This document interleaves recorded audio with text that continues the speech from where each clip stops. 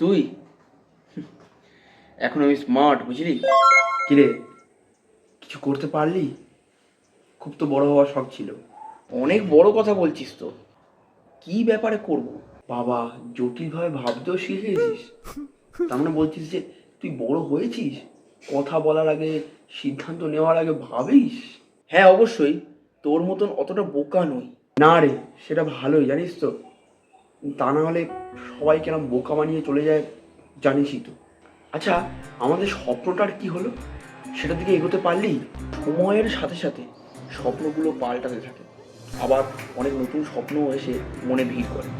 তবে তুই যে স্বপ্নটার কথা বলছিস সেটা মনে আছে, আপাতত সেলফ। ওটাকে ছাড়িস না। আর নতুন স্বপ্নটাকে পূরণ করতে পারলি?